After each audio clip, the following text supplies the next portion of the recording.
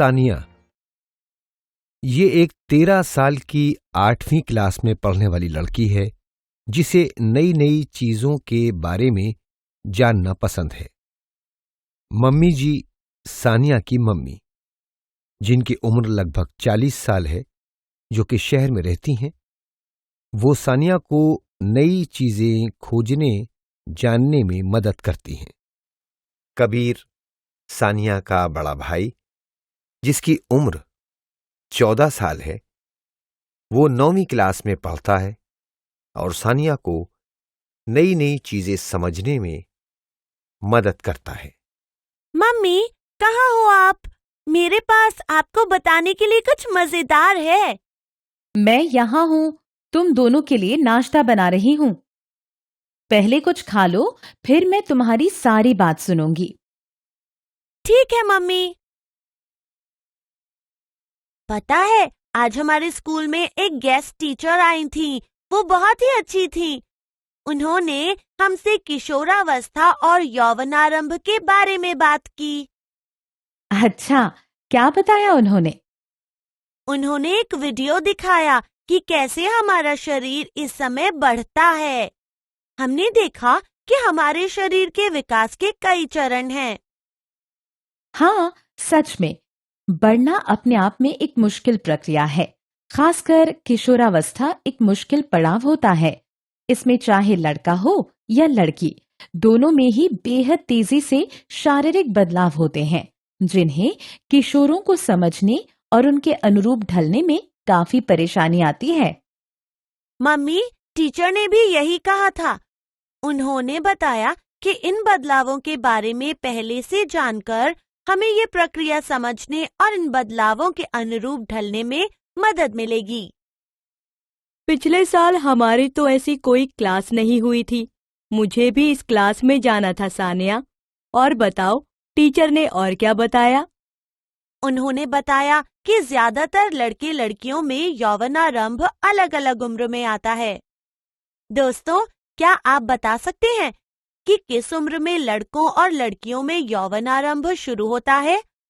आप सोचने के लिए 2 मिनट का समय ले सकते हैं।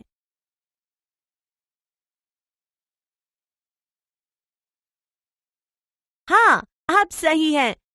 लड़कियों में यौवनारंभ 10 साल में शुरू होता है और 16 साल तक चलता है, जबकि लड़कों में 12 साल से शुरू होता है और 18 साल तक चलता है। मगर अलग अलग लोगों में इस बदलाव की उम्र अलग अलग होती है। यौवनारंभ केवल शरीर में बदलाव दर्शाता है, जबकि किशोरावस्था वो समय है जब भावनाओं, विचारों और व्यवहार में बहुत से बदलाव आते हैं। ये सच है सानिया, अब तुम दोनों को ही देख लो। पर हमारा व्यवहार कहाँ बदला है? भैया, क्या हम हमेशा से इतने ही अच्छे नहीं थे? अच्छा, तो ये बात है। एक बात तो बताओ जरा, क्या तुम दोनों बिल्कुल भी नहीं बदले? मैं एक उदाहरण देती हूँ। सानिया, पिछला सोमवार याद है जब तुम उदास घर लौटी थी? हाँ, याद है, पर वह किशोरावस्था या यौवनारंभ के कारण नहीं था। मैं रो रही थी क्योंकि मेरी दोस्तों के लंबे बाल हैं और वह मेरे छोटे बालों का मजाक बना रही थी। मुझे भी उन्हीं की तरह लंबे बाल चाहिए। मैं अपनी दोस्तों की तरह क्यों नहीं लगती हूँ? सही। किशोरावस्था में हम महसूस करते हैं कि अपने दोस्तों, सहपाठियों के बीच में ज्यादा घुले मिले, सब हमें जाने।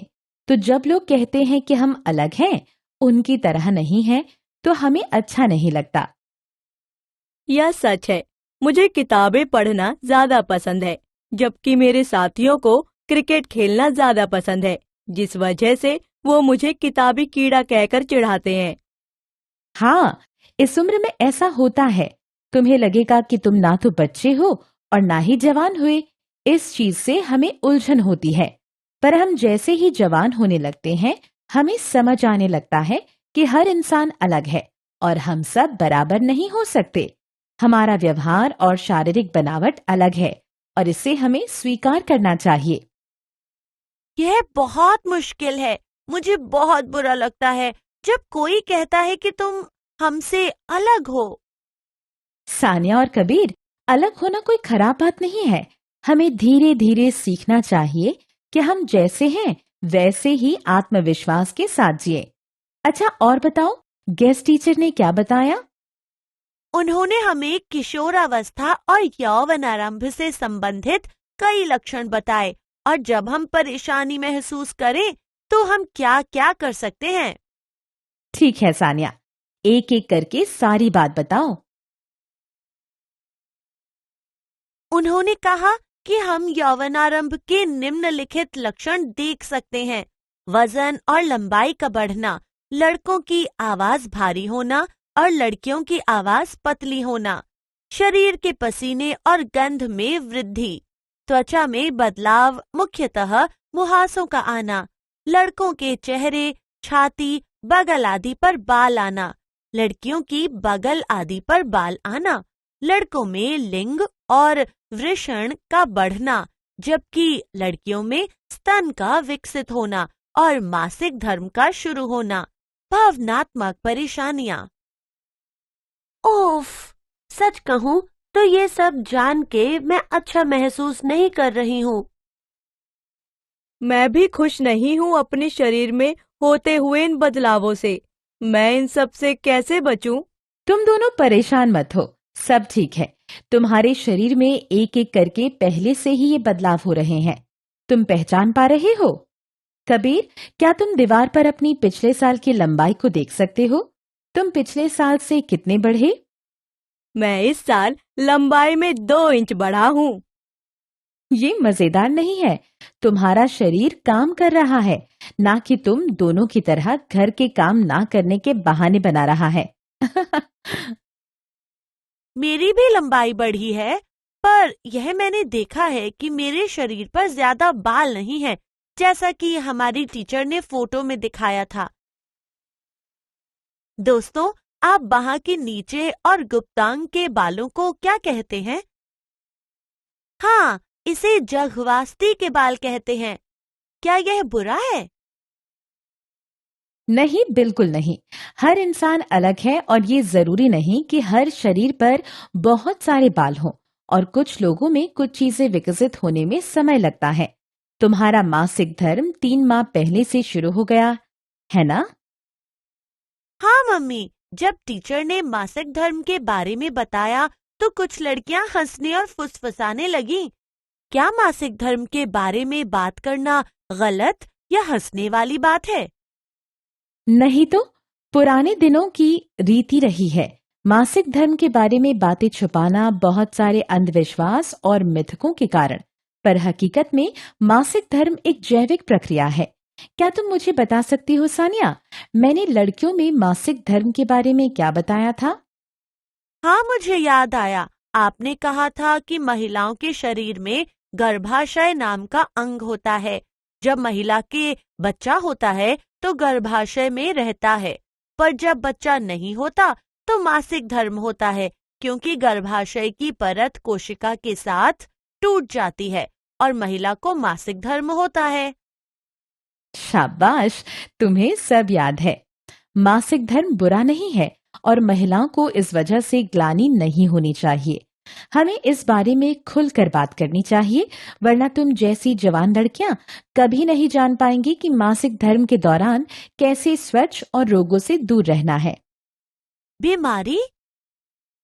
हाँ, ये बहुत जरूरी है। साफ कॉटन या कपड़े के पैड पहनना, इन्हें सिर्फ 3 से 4 घंटे के लिए पहनना चाहिए और बदलना चाहिए, नहीं तो ये योनि क्षेत्र में संक्रमण कर सकता है। यह बहुत उपयोगी जानकारी है। मुझे भी बहुत जानकारी मिली मासिक धर्म के बारे में। अगर लड़के और लड़कियां एक दूसरे को जानेंगे नहीं तो मदद कैसे करेंगे? ये एकदम सही है। दोनों लड़के और लड़कियों को यौवनारंभ के बदलाव के बारे में पता होना चाहिए, जिससे बदलाव को लेकर कोई किसी को चिढ़ाए नहीं। यह सच है, पर मम्मी, चेहरे पर मुहासे यह कहाँ से अच्छा है? देखिए इन 3 बड़े मुहासों को, इनमें दर्द भी होता है। कभी कभार मैं सोचता हूँ कि यौवनारंभ जरूरी क्यों है। क्या हम सीधे बचपन से जवानी में नहीं जा सकते? हाँ, मैं भी यही सोचती हूँ। क्या फायदा है भावनात्मक परेशानियों का? कितना अच्छा होता अगर हम बिना इन परेशानियों और बदलावों के वयस्क हो जाते। ये सभी बदलाव तुम्हें प्रकृति ने दिए हैं, जिससे तुम एक स्वस्थ वयस्क बनो। यकीन मानो, वयस्क होने के अपने फायदे भी हैं। कैसे फायदे? फायदे जैसे कि बगल और गुप्तांग की त्वचा संवेदनशील होती है, तो ये बाल इन्हें संक्रमण या रोगों से बचाते हैं। वजन और लंबाई के बढ़ने से और मांसपेशियों के विकसित होने से हम आराम से मुश्किल शारीरिक कार्य कर पाएंगे। और भावनात्मक बदलाव वही तो हमें धीरे धीरे सिखाते हैं कि कैसे भावनाओं में नहीं बहना चाहिए, स्थिर रहना चाहिए और आगे बढ़कर कुछ अच्छा काम करना चाहिए। बड़े होके अच्छा काम तो करना चाहते हो ना तुम दोनों? हाँ मम्मी, आप ठीक कह रही हैं। किशोरावस्था और यौवनारंभ एक मुश्किल पड़ाव तो है, पर उतना ही जरूरी भी। हमने अब तक जाना लड़कियों और लड़कों दोनों के शरीर और व्यवहार में बदलाव के समय को किशोरावस्था कहा जाता है। शरीर में होने वाले परिवर्तनों को विशेष रूप से यौवनारंभ कहा जाता है। लड़कियों में 10 साल की उम्र में यौवन आरंभ शुरू होता है और 16 साल की उम्र में खत्म होता है। लड़कों में 12 साल की उम्र में यौवनारंभ शुरू होता है और 18 साल की उम्र में खत्म होता है। अलग अलग लोगों में ये बदलाव की उम्र अलग अलग होती है। लड़कों के चेहरे, छाती, बगल आदि पर बाल आना, लड़कियों के बगल आदि पर बाल आना, लंबाई का बढ़ना और हड्डी का चौड़ापन। त्वचा भी बदलती है और लड़कियों और लड़कों के त्वचा पर मुहांसे हो सकते हैं। सामान्य रूप से वयस्क हो जाने पर ये अपने आप ठीक हो जाते हैं। दोनों लिंग अपने शरीर में बदलाव का अनुभव करते हैं क्योंकि उनके यौन अंग बढ़ते हैं। पुरुष लिंग जैसे वृषण और लिंग पूरी तरह से बदलते हैं। वृषण भी शुक्राणुओं का उत्पादन करते हैं। लड़कियों में अंडाशय बड़े होते हैं और अंडे परिपक्व होना शुरू होते हैं। साथ ही अंडाशय परिपक्व अंडे जारी करना शुरू कर देते हैं। लड़कियों में हर महीने मासिक धर्म शुरू हो जाता है। लड़के और लड़कियां व्यवहारिक बदलाव से गुजरते हैं। वे अपने शारीरिक बदलाव के कारण डर और अनिश्चितता महसूस कर सकते हैं। न तो बच्चे और न ही पूरी तरह से जवान होने के कारण वे उलझन में रहते हैं और दोस्त उनके बेहतर साथी बन जाते हैं।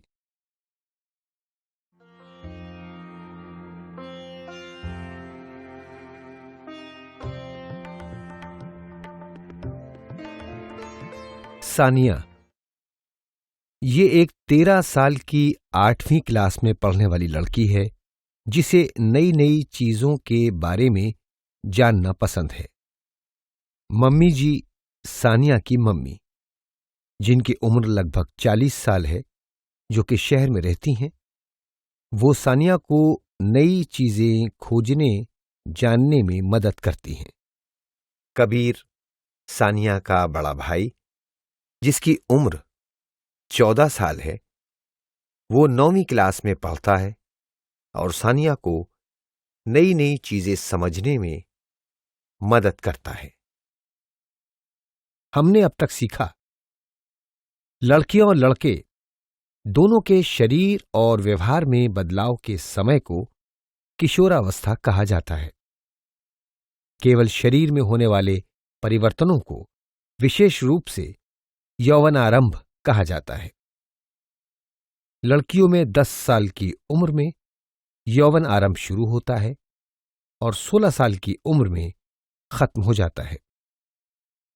लड़कों में 12 साल की उम्र में यौवन आरंभ शुरू होता है और 18 साल की उम्र में खत्म होता है। हालांकि ये सब व्यक्तियों में एक समान नहीं होता, एक से दूसरे व्यक्ति में अलग अलग हो सकता है। यौवन आरंभ होने का संकेत चेहरे और जघन बालों का बढ़ना है, लंबाई या कद का बढ़ना और हड्डियों में चौड़ापन आना। त्वचा भी बदलती है और लड़कियों और लड़कों के त्वचा पर मुहांसे हो सकते हैं। आमतौर पर जवान होने तक ये अपने आप ठीक हो जाते हैं। दोनों लिंग अपने शरीर में बदलाव का अनुभव करते हैं क्योंकि उनके यौन अंग बढ़ते हैं। पुरुष लिंग जैसे वृषण और लिंग पूरी तरह से बदलते हैं। वृषण भी शुक्राणुओं का उत्पादन करते हैं। लड़कियों में अंडाशय बड़े होते हैं और अंडे परिपक्व होना शुरू होते हैं। साथ ही अंडाशय परिपक्व अंडे जारी करना शुरू कर देते हैं। इसलिए लड़कियों में भी हर महीने मासिक धर्म शुरू हो जाता है। लड़के और लड़कियां दोनों व्यवहारिक बदलाव से गुजरते हैं। वे अपने शारीरिक बदलाव के कारण डर और अस्थिरता महसूस करते हैं। न तो बच्चे और न ही पूरी तरह से जवान होने के कारण वे उलझन में रहते हैं और दोस्तों के साथ ज्यादा समय गुजारना पसंद करते हैं। यह संग्रहालय हमारे घर के इतना करीब है, फिर भी हम इसे देखने इतनी कम दफा आए हैं, है ना? क्योंकि शनिवार को हमारे पास बहुत सारे काम हैं और रविवार को संग्रहालय बंद रहते हैं। हमें और समय बर्बाद नहीं करना चाहिए। मैं उस खंड में जाना चाहती हूँ जहाँ मानव शरीर रचना विज्ञान पर वीडियो है। जरूर, चलो चलें। सानिया, यहाँ देखो, उनके पास मानव जीवन के विभिन्न चरणों पर वीडियो है। इसमें से एक किशोरावस्था के बारे में भी है। आइए हम इसे सुनते हैं। यह सच में एक दिलचस्प वीडियो है। मुझे यह सोचने में मजेदार लगता है कि सभी लड़कों और पुरुषों के गले में कंठमणि यानी एडम्स एप्पल होता है। दोस्तों, क्या आपको कंठमणि यानी एडम्स एप्पल के बारे में कुछ पता है? इसके लिए आप 2 मिनट का समय ले सकते हैं।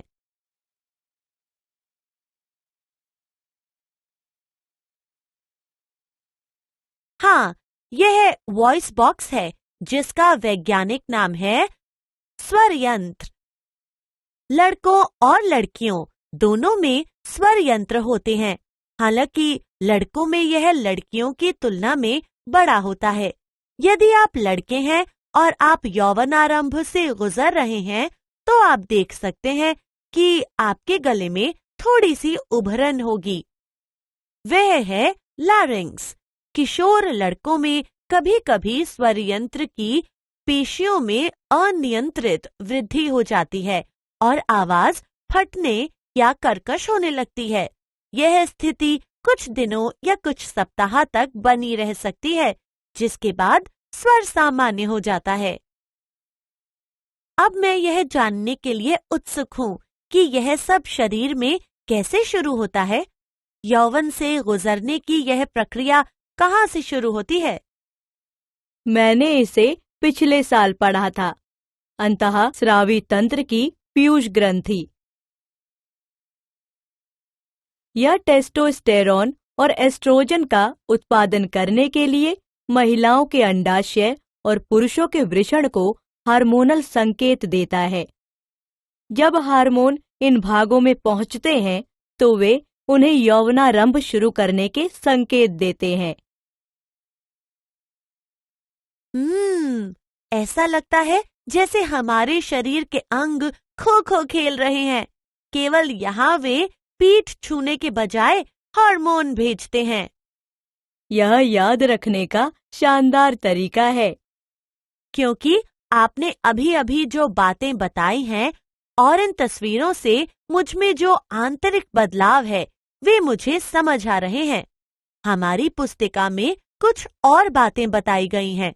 मैं उनके बारे में थोड़ा और जानना चाहती हूँ। दोस्तों, क्या आपको याद है मम्मी और मैंने मासिक धर्म के बारे में बात की थी? एक लड़की के पहले मासिक धर्म प्रवाह और मासिक धर्म प्रवाह के ठहराव के लिए उपयोग किए जाने वाले नाम क्या हैं? हाँ, आपने सही जवाब दिया। पहले प्रवाह को रजोदर्शन कहा जाता है और मासिक धर्म के रुकने को रजोनिवृत्ति कहा जाता है। कबीर, मैं यह समझना चाहती हूँ कि यह कैसे तय किया जाता है कि किसी को लड़का होगा या लड़की?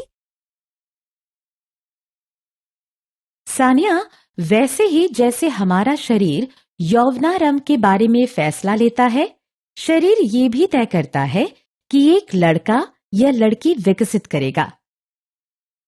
इस बारे में और बताइए। मुझे याद है कि हम गुण सूत्रों के बारे में चर्चा कर रहे थे। क्या तुम्हें याद है? हाँ, सभी मनुष्य में अपनी कोशिकाओं के नाभिक में गुण सूत्र के 23 जोड़े होते हैं। इनमें से 2 गुणसूत्र लिंग गुणसूत्र होते हैं, जिनका नाम X और Y है। एक मादा में 2 X गुणसूत्र होते हैं, जबकि एक पुरुष में एक X और एक Y गुणसूत्र होता है। युग्मक यानी अंडाणु और शुक्राणु में गुणसूत्र का केवल एक जोड़ा होता है। अनिषेचित अंडे में हमेशा एक X गुणसूत्र होता है, लेकिन शुक्राणु 2 तरह के होते हैं। एक X गुणसूत्र होता है और दूसरा Y गुणसूत्र होता है। आगे का मैं बताऊं? हाँ, क्यों नहीं? यदि एक शुक्राणु जिसमें Y गुणसूत्र होता है वह अंडे को निषेचित करता है, तो XY मतलब एक लड़का मिलता है। और अगर एक शुक्राणु जिसमें X गुणसूत्र होता है वह अंडे को निषेचित करता है, तो हमें XX मतलब लड़की मिलती है। ओह, तो पुरुष शुक्राणु एक लड़की या लड़का होने के लिए जिम्मेदार है। यह दिलचस्प है। लड़की हो या लड़का, मुझे बच्चे पसंद हैं। वे बहुत प्यारे होते हैं, है ना मम्मी? बिल्कुल। हमें कभी भी लड़के या लड़की में भेदभाव नहीं करना चाहिए। उन्हें हमेशा समान अवसर दिया जाना चाहिए। जैसे आप करती हैं। हाँ, आप क्या खाते पीते हैं, इसका ध्यान रखना बहुत जरूरी है। साथ ही उचित व्यायाम बेहद जरूरी है। याद रखो बच्चों, ये एक ऐसी उम्र है जहां आपके साथी आपको धूम्रपान या शराब पीने की कोशिश करने और नशे की चीजों का सेवन करने के लिए कह सकते हैं। सोचें कि आपके लिए क्या महत्वपूर्ण है, इन पदार्थों की बुरी लत पालना या एक अच्छा और स्वस्थ जीवन। मुझे विश्वास है कि आप हमेशा सही रास्ता चुनेंगे। हम हमेशा सावधान रहेंगे मम्मी। हमने अध्याय में सीखा, लड़कों में लड़कियों की तुलना में बड़ी ग्रंथि होती है। इसे वॉइस बॉक्स या एडम्स एप्पल भी कहा जाता है। लड़कों में कुछ हफ्तों तक गले में भारीपन का एहसास होता है, जिसके दौरान उनकी आवाज बदल रही होती है और कुछ समय बाद उनकी आवाज बदलकर भारी हो जाती है। अंतःस्रावी तंत्र की पीयूष ग्रंथि क्रमशः टेस्टोस्टेरोन और एस्ट्रोजन जारी करने के लिए पुरुष वृषण और महिला अंडाशय को हार्मोनल संकेत भेजती है। जब वृषण और अंडाशय इस संकेत को प्राप्त करते हैं तो वे हार्मोनों को छोड़ते हैं, जिसका मतलब है कि शरीर प्रजनन के लिए तैयार होना शुरू हो जाता है। महिलाओं को 10 से 50 की उम्र में मासिक धर्म चक्र होता है।